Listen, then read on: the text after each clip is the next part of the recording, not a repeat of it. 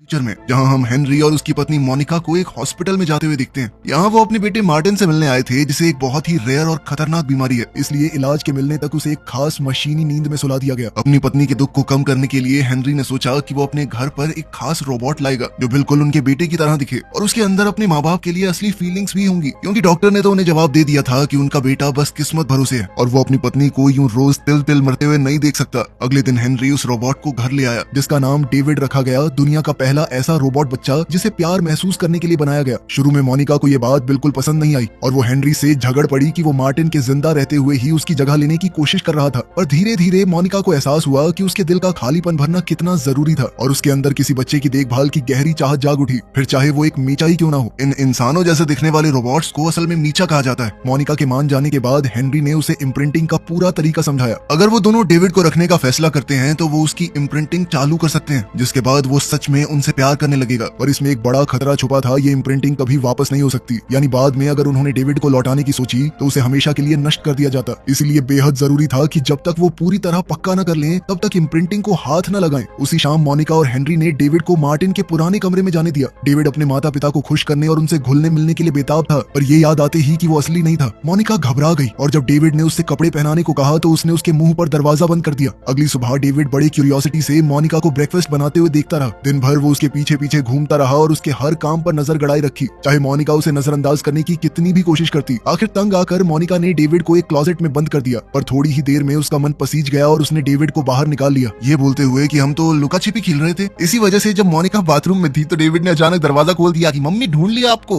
रात के खाने पर डेविड अपने माता पिता को खाते हुए बड़े ध्यान से देखता रहा। वो इतना खो गया कि उसने हेनरी की नकल करते हुए एक खाली ग्लास से पीने का नाटक किया, लेकिन जैसे ही उसने देखा कि आधा नूडल मोनिका के मुंह से बाहर निकल रहा है तो वो जोर जोर से हंसने लगा। अचानक से उसकी तेज हंसी को सुनकर वो दोनों एक बार के लिए चौंक गए, लेकिन फिर वो भी हंसने लगे। उस रात जब मोनिका ने डेविड को सोने के लिए तैयार किया तो पहली बार उसने उसकी देखभाल बिल्कुल अपने असली बेटे की तरह की, पर इसी ने उसे हॉस्पिटल में पड़े मार्टिन की याद दिला दी और उसकी आंखें भर आई। अगली सुबह मोनिका ने आखिरकार इम्प्रिंटिंग का प्रोटोकॉल शुरू करने की ठान ली, ये मानते हुए कि मार्टिन की हालत से उभरने के लिए उसे डेविड का सहारा चाहिए। जैसे ही उसने वो शब्द बोले जो डेविड के अंदर प्यार जगाने वाले थे, उस बच्चे का चेहरा नरम पड़ गया और पहली बार उसने मोनिका को मॉमी कहकर पुकारा। इस एक पल ने मोनिका को उससे और भी गहराई से जोड़ दिया, खासकर जब डेविड ने आगे बढ़कर उसे गले लगा लिया। एक रात मोनिका खुशी खुशी हेनरी के साथ किसी इवेंट में जाने के लिए तैयार हो रही थी। हेनरी को मोनिका का डेविड के लिए बढ़ता हुआ प्यार थोड़ा खटक रहा था। उसने अपनी पत्नी को याद दिलाया कि है ये रोबोट ही, थोड़ा ध्यान रखना इस बात का, लेकिन मोनिका को अब इस बात से कोई फर्क नहीं था। जब डेविड उन्हें बाय कहने आया तो माता पिता को कुछ अजीब महक आई। डेविड ने मोनिका का सारा महंगा परफ्यूम खुद लगा लिया था ताकि उसे अपनी माँ के अपने पास होने का एहसास हो। ये सुनकर मोनिका ने उसे मार्टिन का एक टेडी बियर दिया ताकि वो बिल्कुल अकेला महसूस न करे। एक दिन डेविड ने अपनी माँ को दिखाया कि मैं फोन को अपने गले से कनेक्ट करके लाउड स्पीकर पे कर सकता हूँ। तभी हेनरी का कॉल आ गया, लेकिन इस स्पीकर मोड के चलते वो मोनिका की आवाज सुन नहीं पा रहा था। काफी डांट खाने के बाद आखिर डेविड ने उसे फोन थमाया और मोनिका को एक बड़ी खबर मिली। कुछ दिनों बाद मोनिका मार्टिन को साथ लेकर घर लौटी, जो अपनी गहरी नींद से जाग चुका था और उसकी वो दुर्लभ बीमारी भी जड़ से ठीक हो गई। जैसे जैसे दिन बीते मार्टिन ने डेविड के साथ एक खिलौने जैसा बर्ताव करना शुरू कर दिया। एक दोपहर मार्टिन ने मोनिका से पिनोकियो की कहानी सुनाने को कहा। असल में वो इसी बहाने डेविड को चिढ़ाना चाहता था। डेविड तो उल्टा खुश हो गया कि एक पुतली असली लड़के में बदल गई। वो अंदर ही अंदर सोचने लगा कि मैं भी असली बन सकता हूँ। खाने के दौरान मार्टिन ने डेविड को एक ईटिंग कॉन्टेस्ट के लिए उकसा दिया। मोनिका और हेनरी के होश उड़ गए, क्योंकि वो जानते थे कि ऐसा करने से डेविड खराब हो सकता था, पर दोनों बच्चों ने उनकी एक न सुनी और खाते ही चले गए। थोड़ी देर बाद डेविड के मुंह का एक तरफ का हिस्सा लटक गया और वो पूरी तरह वहीं जम गया, जिसे देखकर सब बहुत परेशान हो गए। इसके बाद डेविड को मरम्मत के लिए ले जाया गया, जबकि मोनिका उसका हाथ थामे साथ खड़ी रही। और जब डेविड ने कहा कि उसे कोई दर्द नहीं हो रहा तो मोनिका और भी घबरा गई। मोनिका को डेविड की इतनी फिक्र करते देख मार्टिन अंदर ही अंदर जलने लगा। इसलिए घर लौटते ही उसने डेविड को बहला फुसलाकर इस बात पर राजी कर लिया कि वो सोते हुए मोनिका के बाल चुपके से काट दे, ये कहकर कि इससे मोनिका उससे और ज्यादा प्यार करने लगेगी। पहले तो डेविड ने साफ मना किया, पर मार्टिन उसे तब तक बहकाता रहा जब तक वो मान न गया। फिर डेविड एक कैंची लेकर माता पिता के बेडरूम में दबे पांव पहुंचा ताकि मोनिका के बाल काट सके, पर तभी मोनिका करवट बदलती है और कैंची की धार से बाल बाल बचती है। मोनिका की चीख सुनते ही हेनरी हड़बड़ाकर जागा और गुस्से में डेविड को झंझोड़ने लगा, बार बार पूछते हुए कि उसने ऐसा क्यों किया। लेकिन फिर मोनिका ने कहा कि ऐसा मत करो, है तो वो बच्चा ही ना। उसके कटे हुए कुछ बाल जमीन पर गिरे रह गए, जिन्हें टेडी ने उठा लिया। कुछ समय बाद जब सब मार्टिन की बर्थडे पार्टी की तैयारी में जुटे, हेनरी ने मोनिका को समझाने की कोशिश की कि अब डेविड को घर में रखना खतरे से खाली नहीं रहा, पर मोनिका हर बार डेविड का बचाव कर देती, उसे महज एक भोला बच्चा बताते हुए जो अनजाने में गलतियां कर बैठता। पार्टी के दौरान मार्टिन के दोस्तों ने डेविड को चिढ़ाना शुरू कर दिया। उसकी बनावटी चमड़ी को कुरेदा और एक चाकू चुभोकर देखने लगे कि उसे सच में दर्द होता है या नहीं। इससे डेविड का खुद को बचाने वाला प्रोग्राम चालू हो गया और वो डर कर मार्टिन के पीछे जा छुपा, क्योंकि क्योंकि वहाँ मौजूद इंसानों में बस उसी के साथ वो खुद को महफूज समझता। पीछे हटते हटते वो इतना पीछे चला गया कि गलती से मार्टिन को भी अपने साथ पूल की गहराई में खींच ले गया। बड़े लोग फौरन मार्टिन को पानी से बाहर खींचकर उसे सीपीआर देने लगे, जबकि डेविड नीचे पूल में अकेला पड़ा बस देखता रह गया। इस हादसे के बाद मोनिका डेविड से कतराने लगी, पर तभी उसे डेविड के लिखे वो खूबसूरत खत भी मिले, जिन्होंने उसे और उलझन में डाल दिया कि वो आखिर उसके बारे में महसूस क्या करे। आखिरकार उसने तय कर लिया कि अब कोई चारा नहीं बचा और डेविड से कह दिया कि वो टेडी के साथ एक ट्रिप पर चलेंगे। डेविड खुशी से उछल पड़ा क्योंकि उसे लगा कि वो अपनी माँ के साथ पूरा दिन बिताने जा रहा था। अगले दिन मोनिका रोते हुए कार चलाकर साइबरट्रॉनिक्स की तरफ बढ़ी ताकि डेविड को हमेशा के लिए खत्म करवा सके, पर रास्ते में उसका पछतावा इतना भारी पड़ गया कि उसने अपना इरादा बदल दिया और कार को जंगल की ओर मोड़ लिया, जहाँ डेविड बिना कुछ शक किए पिकनिक की चादर बिछाने लगा। मोनिका ने बहुत भारी मन से उससे कहा कि बेटा मुझे तुम्हें छोड़ के जाना पड़ेगा, जिस पर डेविड रोते हुए बोला कि मम्मी सॉरी, मैं आज के बाद कोई गलती नहीं करूंगा। मम्मा मुझे छोड़ के मत जाओ, मम्मा प्लीज, मम्मा प्लीज। पर मोनिका उसकी मिन्नतों के आगे नहीं पिघली और जाने से पहले उसने डेविड को कुछ पैसे थमाए, ये कहते हुए कि वो किसी के हाथ न लगे, खासकर साइबरट्रॉनिक्स के। डेविड उससे लिपट गया और उसे जाने ही नहीं देना चाहता था, इसलिए मोनिका को उसे धक्का देकर खुद से अलग करना पड़ा, जिससे दोनों ही सहम गए। फिर वो माफी मांगकर कार में बैठी और चली गई, डेविड को बस दूर जाती हुई कार ताकता हुआ छोड़कर। इधर रूट सिटी में जो नाम का एक मीठा अपनी एक क्लाइंट को रात बिताने से पहले प्यार और दिलासा दे रहा था। बताओ यार, ये काम भी खा लेंगे रोबोट, इंसान करेंगे क्या? इसके बाद जो शहर से होता हुआ अपनी अगली क्लाइंट से एक होटल में मिलने निकला। वहाँ के मालिक ने जो से उसका ऑपरेटिंग लाइसेंस बैज मांगा, क्योंकि फ्लैश फेयर नाम का एक रोबोट विरोधी ग्रुप शहर में आवारा मेकर्स का शिकार कर रहा था। फिर जो ने अपने बालों का रंग बदला और सीधा अपनी क्लाइंट के कमरे में जा पहुंचा, पर जैसे ही वो बेड पर बैठा उसके होश उड़ गए, क्योंकि बेड खून से भीगा पड़ा था और उसकी क्लाइंट मर चुकी थी। उसी पल कमरे में एक आदमी दाखिल हुआ और कबूल कर लिया कि उस औरत का खून उसी ने किया। जो समझ गया कि उसे बुरी तरह फंसाया जा चुका था, इसलिए वो फौरन भागकर एक गली में जा छुपा, जहां उसने एक छोटे ब्लेड से अपना ऑपरेटिंग लाइसेंस बैज निकाल फेंका ताकि कोई उसे ट्रेस न कर सके। उधर जंगल में डेविड ने टेडी से कहा कि भाई मुझे वो पिनोकियो वाली परी ढूंढनी है यार, ताकि वो मुझे एक असली लड़का बना दे, फिर मैं अपनी मम्मी पापा के पास वापस चला जाऊंगा। तभी एक गार्बेज ट्रक वहां से गुजरा और कबाड़ के ढेर गिराने लगा, और देखते ही देखते ढेर सारे फेंके हुए मीचाज अपने आप को ठीक करने के लिए कबाड़ में से सामान उठाने लगे। डेविड हैरानी से ये सब देख ही रहा था कि तभी जो भी वहां आ पहुंचा और उनके पीछे चांद के आकार का एक एयरक्राफ्ट मंडराता दिखा। ये फ्लैश फेयर वालों का एयरक्राफ्ट निकला और इसे देखते ही सारे मीचार डर के मारे भागने लगे, क्योंकि ये ग्रुप आवारा रोबोट्स को पकड़कर सरेआम अपने शो में तबाह करता लोगों के एंटरटेनमेंट के लिए। और साथ ही मोटरसाइकिल्स पर सवार कुछ लोग भी जंगल में कूद पड़े, जो रोबोट्स का पीछा करते करते एक छोटे कस्बे तक जा पहुंचे। ये लोग रोबोट्स को फंसाने के लिए मैग्नेटिक डिस्क दागते और कुछ बेचारे रोबोट्स इनकी चपेट में आ भी गए। पर डेविड और टेडी कुछ रोबोट्स के पीछे एक उजड़े हुए कॉटेज में जा घुसे, जहां उनकी मुलाकात एक नैनी रोबोट से हुई, जो डेविड से कहने लगी कि मैं तुम्हारा ध्यान रखूंगी। पर मोटरसाइकिल्स वाले उस कॉटेज तक भी पहुंच गए और दीवार तोड़कर सबको दबोचने लगे, जबकि एयरक्राफ्ट ने जो को एक पिंजरे में कैद कर लिया। इसी खींचतान में डेविड ने टेडी को थामे रखने की पूरी कोशिश की, पर वो हाथ से फिसल कर गिर पड़ा। गनीमत रही कि कुछ टहनियों ने उसकी गिरावट संभाल ली, इसलिए वो जल्दी से उठा और एयरक्राफ्ट के पीछे दौड़ पड़ा। कुछ देर बाद फ्लैश फेयर के शो में टेडी को कुछ एम्प्लॉइज ने उठाकर लॉस्ट एंड फाउंड में फेंक दिया। स्टेडियम में बैठी भीड़ खुशी से चिल्ला रही थी, जबकि पुराने और फेंके हुए रोबोट्स को एक एक कर तबाह किया जा रहा था। उन्हें तोपों में भरकर आग के साथ बाहर दागा जाता। एक डरा हुआ डेविड जो का हाथ कसकर थामे हुए था। इसी बीच टेडी किसी तरह लॉस्ट एंड फाउंड से बाहर निकल आया और उसे एक पिंजरे में डेविड दिख गया। तभी एक छोटी लड़की ने टेडी को उठाया और डेविड को असली बच्चा समझ बैठी। फिर वो लड़की अपने पिता के पास गई, जो इस शो के प्रोग्रामर्स में से एक था, और ये सुनकर वो घबरा गया कि रोबोट्स के बीच एक इंसानी बच्चा भी मौजूद था। फिर उस लड़की के पिता ने डेविड के पास जाकर चेक किया कि हाँ, वो भी एक मीचा ही है। वो आदमी डेविड के इतने एडवांस्ड सिस्टम को देखकर हैरान और मोहित रह गया, पर शो चलाने वाला इससे जरा भी खुश नहीं हुआ और दोनों के बीच तीखी बहस छिड़ गई। दूसरी तरफ उस नैनी रोबोट के ऊपर मजाक मजाक में ऐसे ही तेजाब डाल दिया गया। शो चलाने वाले ने एक बात नहीं सुनी और वो इस बात पर अड़ा रहा कि डेविड भी शो में जाएगा।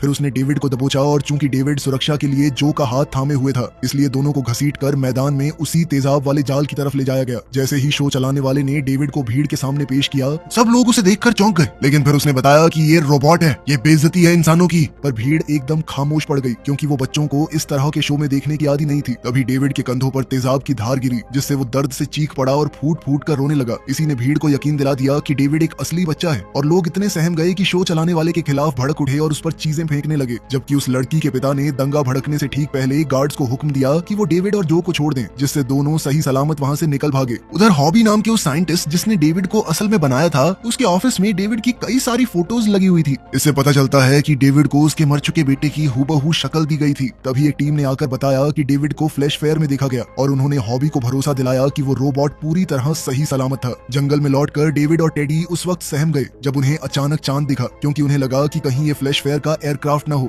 एहतियात के तौर पर उन्होंने एक अलग रास्ता चुना, और डेविड ने जो को बताया बताया कि मैं कुछ भी करके ब्लू फेरी को ढूंढना चाहता हूँ। जो ने बताया कि ज्यादातर औरतें रूट सिटी में मिल जाती थीं, इसलिए दोनों ने मिलकर वहीं जाने का फैसला कर लिया। सबसे पहले उन्हें एक सवारी की जरूरत थी, तो जो ने कुछ टीनेजर्स को घेरा और एक हॉलोग्राम पेन से उन्हें फुसला लिया, ये कहते हुए कि अगर हमें लिफ्ट दोगे ना तो तुम्हारे लिए खूबसूरत रोबोट औरतों की लाइन लगा दूंगा। लड़कों ने उन्हें लिफ्ट दे दी और शहर पहुंचते ही जो ने डेविड को वहां की सैर कराई। उसे चमकती रोशनियों और अजीब आकार की इमारतों के बारे में बताया। डेविड एक फरिश्ते की मूर्ति की तरफ खींचा चला गया, क्योंकि उसे लगा कि शायद यही ब्लू फेरी है, और वो एक चर्च में घुसने ही वाला था कि जो उसे वहां से खींच लाया। आखिर उनकी मुलाकात डॉक्टर नो से हुई, जो हर सवाल का जवाब देने वाली एक चलती फिरती एनसाइक्लोपीडिया की तरह था। मोनिका के दिए पैसों से डेविड ने नो से जाना कि ब्लू फेरी दुनिया के आखिरी छोर पर मिलेगी। जो को ये बात रास नहीं आई, क्योंकि वो जानता था कि जो रोबोट्स दुनिया के आखिरी छोर पर जाते वो कभी लौट कर नहीं आते। इसलिए उसने डेविड को समझाने की कोशिश की कि इंसान असल में रोबोट्स से सख्त नफरत करते थे। पर डेविड ने जिद पकड़ ली कि अगर वो एक असली लड़का बन गया तो मोनिका उससे जरूर प्यार करेगी। जो के लाख समझाने पर भी उसने एक न मानी, बल्कि उल्टा उसी पर भड़क उठा। नो की दुकान से निकलते ही कॉप्स ने उन्हें धर दबोचा और जो को गिरफ्तार कर लिया, क्योंकि उनकी नजर में अब भी उसी ने होटल में उस औरत का खून किया था।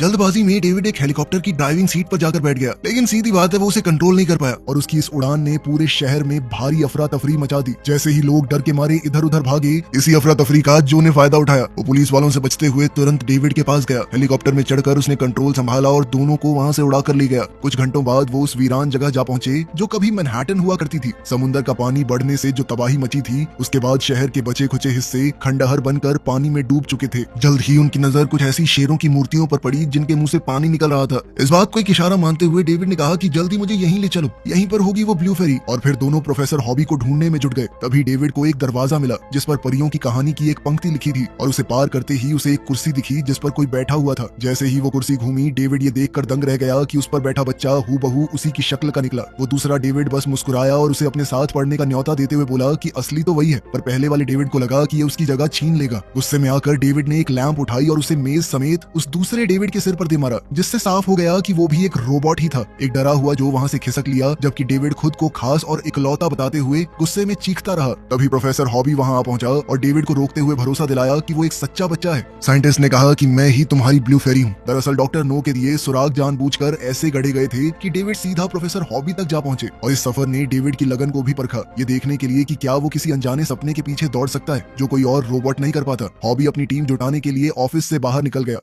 इसके बाद डेविड एक दूसरे कमरे में जा पहुंचा जहां उसे अपने ही जैसे कई और रोबोट्स दिख गए, और उनमें से एक तो डिब्बे में आधा खुला पड़ा था। वो एक खिड़की के पास गया और उसे ठीक वही चिड़िया दिखी जो उसकी सबसे पहली याद बनी हुई थी, पर असल में वो ऑफिस के बाहर लगी एक मूर्ति निकली। पास ही कई सारे डब्बे रखे हुए थे जिनके ऊपर डेविड लिखा था, क्योंकि डेविड और उसके जैसी एक फीमेल नकल को अब बड़े पैमाने पर बनाकर बेचा जाने वाला था। ये एहसास होते ही कि वो कभी खास था ही नहीं, डेविड सीधा बाहर निकला और पानी में छलांग लगा दी, जबकि जो ऊपर हेलीकॉप्टर से ये सब बेबस देखता रहा। पानी के अंदर मछलियों का एक झुंड डेविड को वहां ले गया। जल्द ही वो एक चमकती हुई रोशनी के सामने जा पहुंचा। डेविड ने हाथ बढ़ाया ही था कि जो पहले ही उस तक पहुंच गया और हेलीकॉप्टर की एक रोबोटिक आर्म से उसे बाहर खींच लिया। बाहर आकर डेविड को एहसास हुआ कि पानी के अंदर उसे आखिरकार वही ब्लू फेरी मिल गई, पर इससे पहले कि वो आगे कुछ कर पाते, ऊपर मंडराते एक पुलिस हेलीकॉप्टर ने जो को मैग्नेट से खींच लिया। जाते हुए जो ने डेविड को अलविदा कहते हुए कहा कि अच्छा, जब बड़े हो जाओगे ना तो लड़कियों को मेरे बारे में जरूर बताना कि एक हैंडसम रोबोट मिला था। फिर उसने हेलीकॉप्टर का सबमरीन मोड चालू किया और धीरे धीरे तैरता हुआ दूर निकल गया। ब्लू फेरी को ढूंढ निकालने की ठान चुके डेविड ने उस बदले हुए हेलीकॉप्टर को टेडी के साथ एक उजड़े हुए मेले में जा उतारा।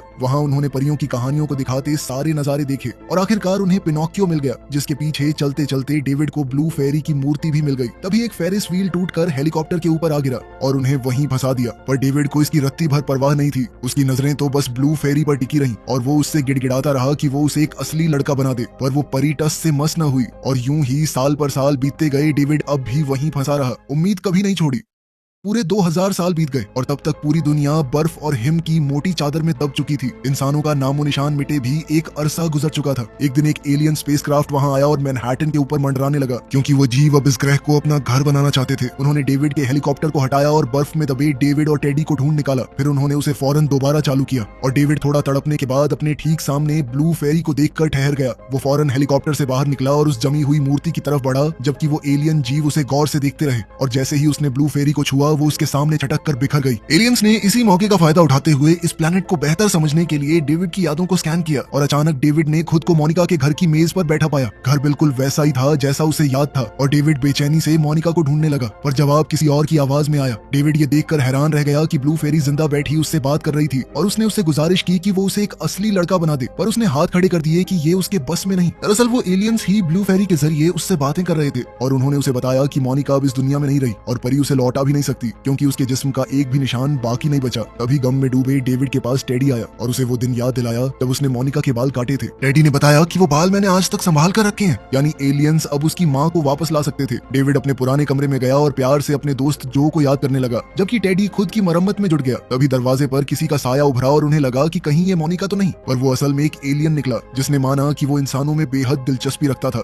वो ऑर्गेनिक निशानों की मदद से इंसानों का क्लोन बनाकर इंसानियत को दोबारा जिंदा करना चाहता था, पर बदकिस्मती से अब तक उसकी हर कोशिश नाकाम रही क्योंकि वो क्लोन सिर्फ एक ही दिन जिंदा रह पाते। यही अंजाम मोनिका का भी होने वाला था अगर उसे वापस लाया जाता। डेविड फिर भी इसी उम्मीद से चिपका रहा कि मोनिका भी उसी की तरह खास होगी, वो भी उसकी तरह हमेशा जिंदा रहेगी, इसलिए वो उसे ढूंढने निकल पड़ा। उसे मोनिका अपने बेडरूम में सोई मिली और डेविड उसके चेहरे से बाल हटाते हुए सिसक पड़ा। अब आखिरकार डेविड अपनी माँ से मिल चुका था। उन दोनों ने पूरा दिन साथ बिताने का फैसला किया। डेविड ने अपनी माँ को इस सफर के दौरान बनाई हुई अपनी पेंटिंग्स भी दिखाई। दोनों ने मिलकर लुका छिपी खेली, उसका जन्मदिन भी धूमधाम से मनाया। दिन के आखिर में डेविड ने अपनी माँ को आराम से बिस्तर पर लेटा दिया। मोनिका ने कहा कि मैं तुमसे हमेशा प्यार करूंगी मेरे बेटे। इस बात को सुनने के लिए डेविड न जाने कब से तरस रहा था। वो अपनी माँ का हाथ थामे हुए उनके बगल में ही सो गया। उसने ताउम्र बस एक चीज मांगी थी, अपनी माँ का प्यार, और आखिरकार कुछ पलों के लिए ही सही